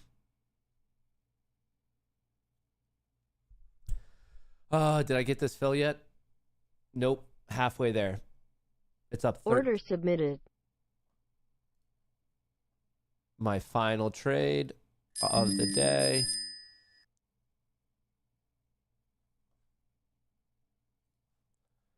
Locked in. Right there. 2.2K. Nice. That was literally a small version of this downside gap fill. Obviously, you could hold it for more, but when you make 2.2K, that means that these accounts are up to 54.2.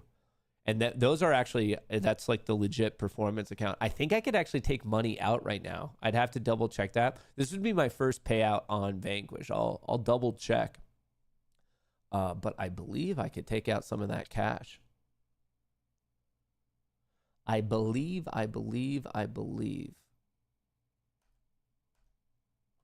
We don't need this. Where are we at? All right, let's go to this 100 tick.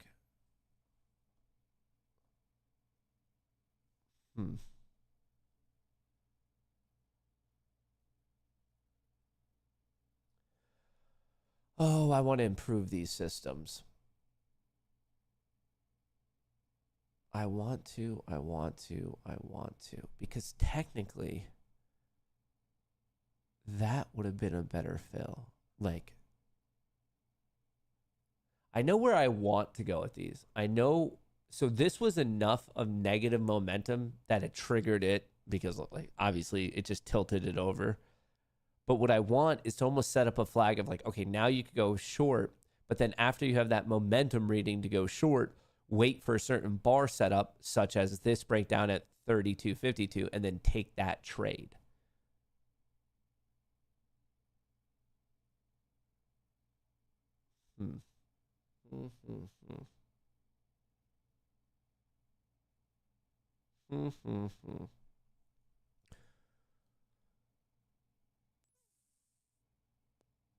Should we go really tilted and move the profit target?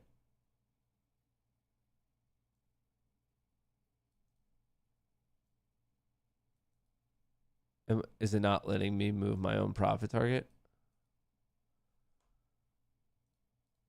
Well, fuck you. Don't tell me what to do. You're not my mom. You're not my mom.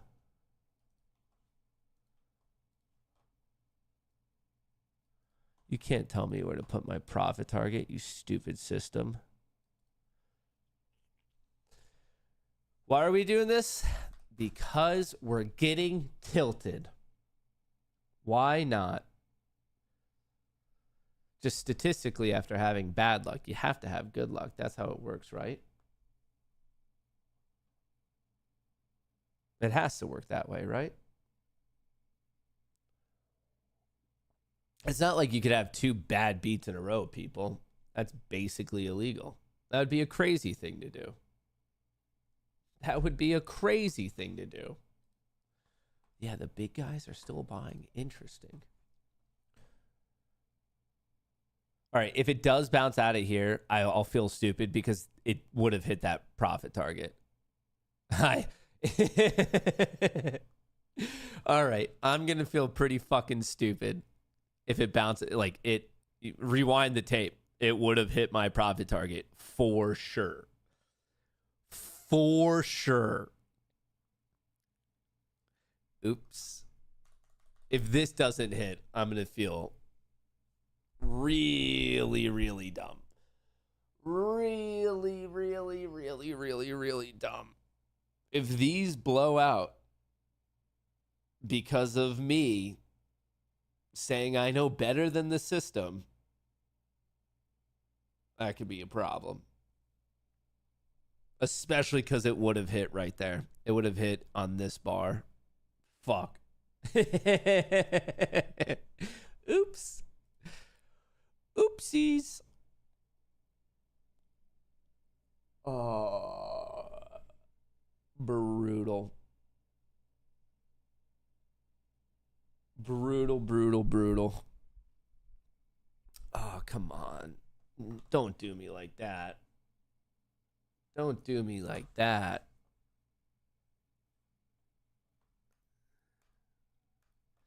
Why is Bitcoin? Come on, buddy. Take out 122.3. We got right back up to that level. You can do it, partner. You could do it. We got right there. It was right there. Oh, fuck, dude. Did I really? I was kind of joking. Like, oh, ha, ha, ha. How funny would that be, right? Like, and then it hits my profit target. And you guys are all like, that was degenerate, but like, congrats, you made money. Now I'm... What the fuck, dude? It went from like kind of a joke to like, what the fuck did I do? It's because he ain't wearing his lucky shirt. You're not wrong. You're not wrong. Not wrong, not wrong, not. AMD's coming off a little bit. Bitcoin's coming off a little bit. The Q's got their downside gap fill, but the SPY has not. The SPY has not. Where's the flow at? Mag 7's picking up. Even the SPY's picking up a little bit. Well, this is going to be very, very embarrassing. It's going to be. At least I didn't double up on the size. That's where it fell apart earlier. That's where it fell apart earlier. Fuck. Mom? Dad? Tesla flow is flat. NVIDIA's flow is down. Palantir's flow is down. Microsoft flat. Apple is actually looking good. Netflix is down. MicroStrategy is down. Meta is down, but now going flat. Avago was up, down, maybe awkwardly flat now. AMD popped and now going flat. And then Robinhood sold and then bounced. 5 minute is bearish, 10 minutes testing, 30 minute, 4 hours bullish. 5 minutes bearish, 10 minutes bearish, 30 minute and 4 hour are still bullish. Yeah, I'm just looking at this play 6446. Just looking for it to get walked all the way down there. Huh. I wonder. What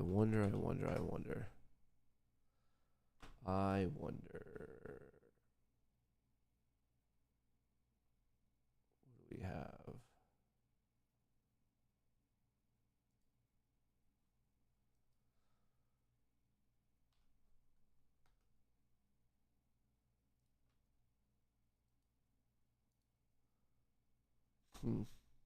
Is this the fall over point?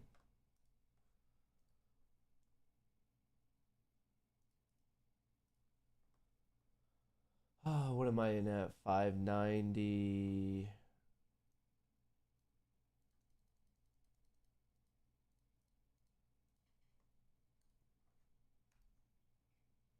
Let's see how this goes. I'm doing another Vanquish trade on this pump and the failure. I'm still in on this now, too. Unfortunately, I'm not where I should be at. That was really dumb of me. And that's why systematic trading is so much better, because it stops you from being fucking emotional. The fact is, I could have had my money right there. And even if this hits, it's a dumb trade. This is actually a great real-time example of when I'm like, oh, just because you make money or lose money doesn't mean it was a good decision or bad decision. You can make good decisions and lose money. You can make bad decisions and win money. This, we're looking at being in the second category of making a poor decision to override my system and change my profit target. Even if I make money, that's still a bad decision. And I think there's some confusion when people try to like fight me on stuff in here. You guys have seen it before where like, hey, like what was that dipshit shorting SoFi where like he made money on one, blew out his account on the second. And he's like, well, no, I made money. So it's like, no, you can do the wrong thing and make money. You can do the right thing and lose money. Like that is possible in the world of trading. So regardless of if I make money on this or not, it was a very silly, poor decision for me to move the profit target because I would have already gotten the fill and I wouldn't have had to take on this like adverse drawdown and blah, blah, blah, blah, blah, blah, blah. You guys get the point, but a good real-time example, I suppose. And then how is this looking? I did decide to do this. I'm in another one right here. I did more SPX puts. Once again, obviously just targeting this 50 level. Okay, give me my money. I get it. I'm going to learn my lesson. No more degenerate. No more overriding the system. The market has taught me my life lesson of the day. It is time. I apologize. It is time to... Oh, fuck. Maybe the market is not done teaching me a lesson today. It got me back to break even for a second, but apparently it has a little bit more of a mental torment it wants to put me through. Literally tagged my entry and it's like, see ya, dude. See ya, brother. See ya, brother. At least I have some upside protect. Oh, it's just bouncing off of this. Come on, dude. Come on, duty. Come on. My fill is right at 40 where there are other sitting buyers. It's right where my cursor is. It's right where my cursor is. A little bit of a higher low there. Not the biggest fan of that.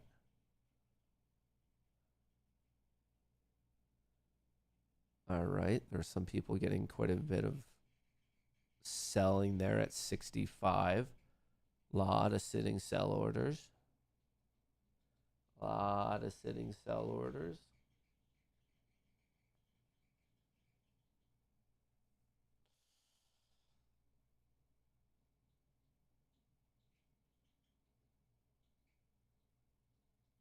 Oh, they got filled. And now we drop. All those sitting sell orders got filled.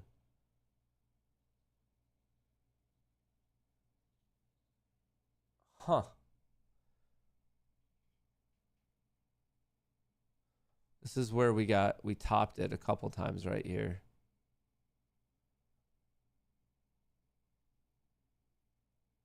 It almost dropped for a second, and then someone started splashing the pot again. Fuck. Where was that 10 minute?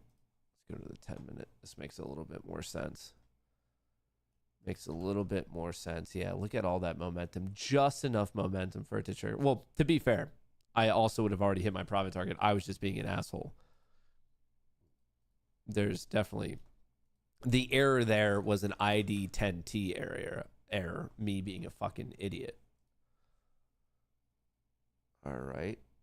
A little bit of a double bottom here at 57. It feels like it's still a patience play until we get this downside gap fill. How's the flow looking? Mag 7 did actually get a large pop right there.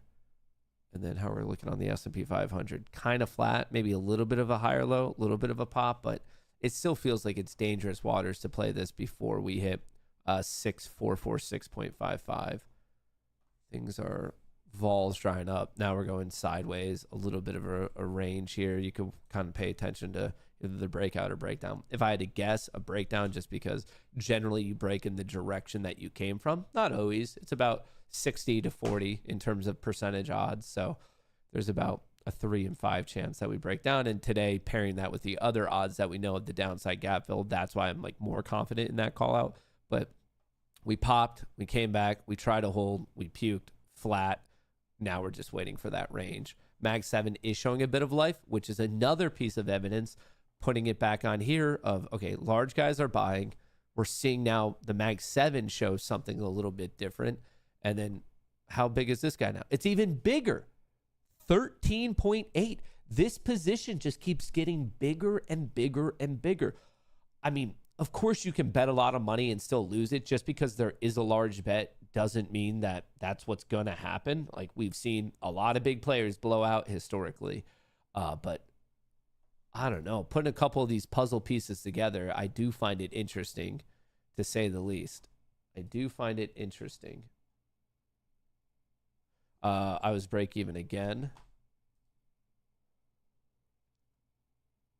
Man, it feels as if we're setting up for that pretty crazy midday, late day reversal, at least back up to 75.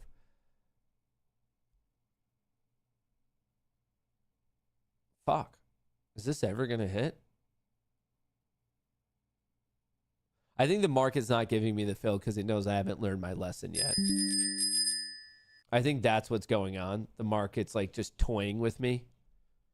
It's gaslighting me just because it knows I haven't really internalized the lesson. Filled. All right, just got it. So unfortunately, I lost all my Apex accounts today because I had a trade that fired twice. So I was carrying 6 contracts instead of 3, and it hit the risk at really half the level it should have. Well, if I only traded 1, it would have been fine. And even though that sucks and that's going to cost me money, now I at least have the opportunity on Apex, especially because you guys should know that Apex's deal ending tomorrow, right here. 1 day, 16 hours left. So I will be using, ideally, my own code there, which you actually can't do that. But anyway, side point. I'm no longer going to get a Rhythmic account. Fuck Rhythmic. I'm going to be buying the Tradeify. They're the same cost. It just seems to be a better data source. So it's bittersweet. It sucks that I just blew out, but whatever. I'm learning the lesson. I know how to fix it, and it's actually going to be an easier fix on Tradeify.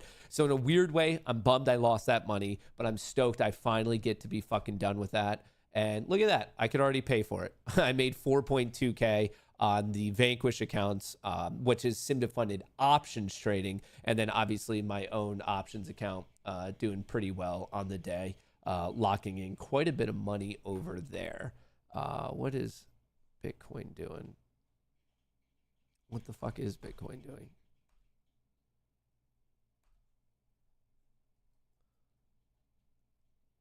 All-time high, 123. Recent high, 122.2. Is it going to end up cup and handling it?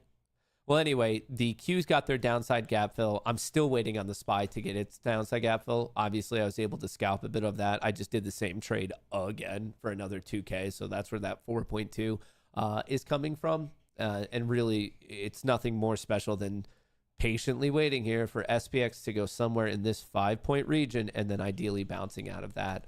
The Mag 7 is already showing some aggression for the bounce. The SPY is clearly not. But this guy, 13.8, still at 13.8. Interesting. Interesante, mi amigo. Interesante. Interesante. All right. Well, anyway, don't forget Apex code Goonie, 80% off, ends in a day and a half. And then also the link is in the description of the video if you want to use Bookmap, which is this tool of when I was calling out, not this one, this tool where I was like, oh, there's a lot of sellers. I bet we get rejected. And then it got rejected. And you can see then it led to a lot of selling. And then you can see there's a lot of people buying at 30. So why did we bounce? Well, there's a shitload of buy-side liquidity. So pretty cool tool for day traders, scalp traders. I'm sure you could use this for swing trading. But for me personally, I've found like better utility for day trading and scalp trading.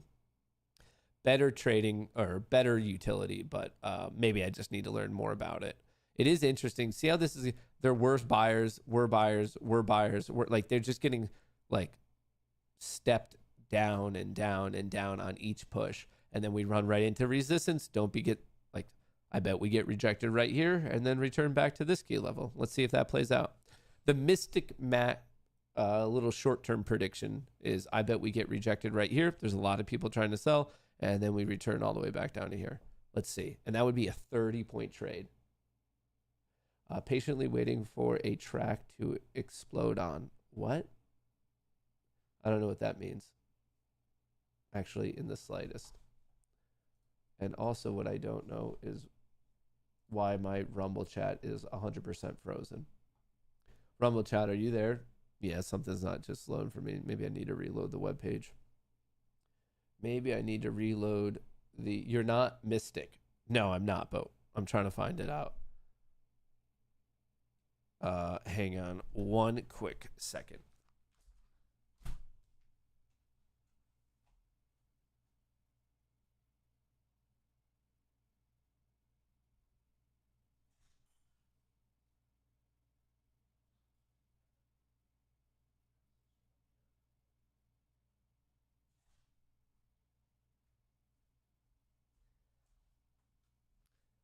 Oopsies. I locked my wife out of the apartment, and she is not a happy camper. Nothing like traveling all day and catching a red eye and finally getting home to find out that your husband bolted the door shut so your key doesn't work. That's on me. That's my second big mess up of the day. Dude, whoever called it out, you're right. I just don't have on my lucky shirt. It's been on me. It's been on just not my day to wear my lucky shirt, and everything's going awry. Everything is just freaking going awry. Oh, I'm going to need to buy a whole nother lucky shirt after this one. I could already feel it. Bitcoin did pop. It's giving it back. Jesus.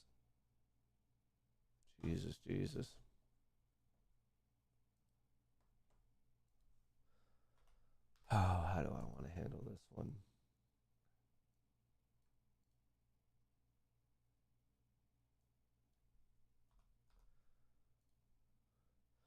Oh, are we going to bounce out of here? I don't want to panic sell this one because we're getting right to that zone where if we do bounce, this would be kind of like the area to do it. But that was such a nice pop up, just to be faded right away. That's a bit of a bummer to see. It's a bit of a bummer to see there. I'm up about 18 on it. Do I just want to take it all? Do I want to risk it? I've already locked in quite a few gains. By the way, from everything I've locked in today, I have now officially made back everything I lost last week. I'm definitely in the green now. So that's nice. That's a small win on the day. Maybe I just need to focus on that. Focus on the wins and not so much how much Rhythmic has fucked me. Probably be a healthier thing to do, mentally at least. The cat should have pulled the plug for you. Yeah, we're working on that with her. She's just the fact that she doesn't have an opposable thumb, it's making it difficult. Trust me, we've tried to train her to do all this stuff. We've tried. Even the 10 minute, the 30 minute still holding there. Even the 30 minutes still holding on the Nasdaq. I'm just wondering if this is roughly the base zone, but we're still 10 points away. The SPY could easily drop another $1 from here still. The SPY could drop another $1 from here.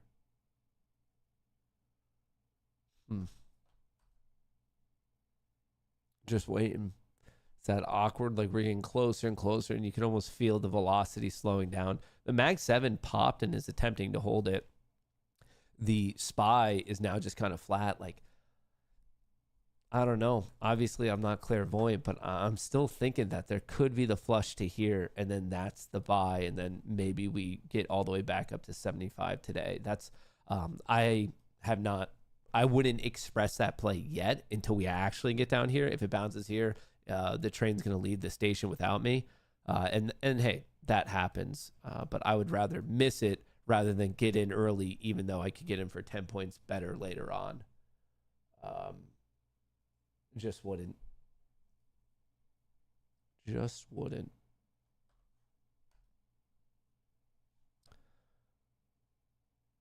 Are we going to pop here?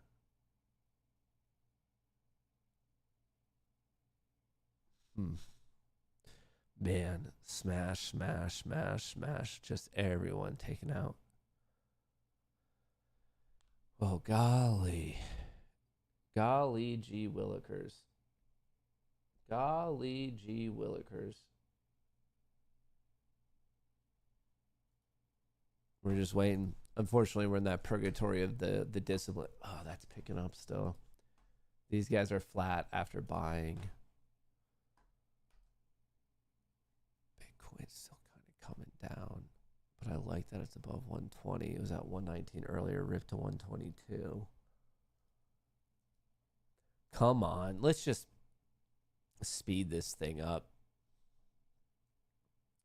Let's speed this thing up. Why can't the SPY just quickly have one bar, like a 1 to 3 minute puke, just like hit it, get all this, dance around a little bit, and then bounce out. Like, just make our life easier. Just make our life easier. Just take care of it. Clean up the chart. Just take care of it. Grow up. Grow up. Netflix is getting hit. Fuck. Avago. Even Meta. Everything is just waiting. Nvidia might be bouncing here. Same with Microsoft. Apple's doing fine. Coin looking like Bitcoin. Pop giving it all back. Yeah, there's not much for me to add on to it. Unfortunately, it's just we're now at the brutal waiting game. Set some alerts. That's probably the easiest thing. Don't drive yourself crazy watching every single minute bar. Literally just set your alert for the break of 50. Set your alert for the touch of yesterday's high at 446.55 and then just wait. Like, don't drive yourself insane or do trades out of boredom or anything like that. That's just a recipe for absolute disaster. Before I let you go, don't forget, if you want Bookmap, it's in the description of the video. And also Apex, the deal is ending in a day and 15 hours. So basically what, I guess, is that technically Friday, whatever it is, if you believe in the linear nature of time. But I myself have to take advantage of this deal because, like I said, I lost those accounts today because I was just... well, Rhythmic sucks. I would say that's 30% of the issue. And then 70% of the issue was on me that my code was not good enough to stop it from trading twice. And what's weird is I have it the other way. It's because strategy 4 fired before 3. And like 4 checks if 3's in. But the fact that 4 fired first, it traded, and then it didn't check the other one. So that's just... It was a fucking mess, man. An absolute mess. And that's 100% on me. 100% on me. So I would say I'm 70% of the issue, but the issue would have never existed if Rhythmic and Ninja got their shit together. So I'll take about 70% of the blame and 30% of the blame I'll put there, but they don't give a fuck about it. So it's probably not even worth it. But anyway, even though it's frustrating, of course it's frustrating. I know the workaround of what to do. Well, not the workaround, like the actual fix, because basically I'm going to tell Rhythmic to go kick rocks. I'm going to go to Apex, and when I buy the new accounts, instead of being these stupid fucking Rhythmic ones, I'm going to get the trade of 8 ones. And they're the same cost, so I like that. I like that quite a bit more.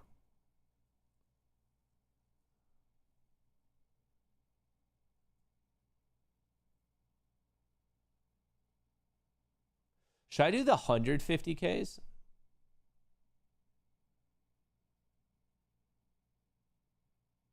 Yes? No? Maybe so?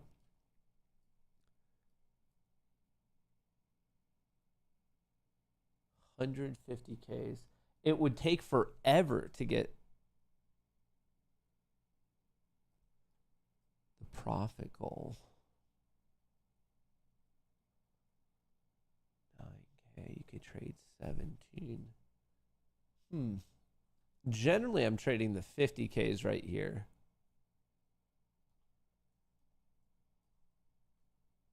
Generally.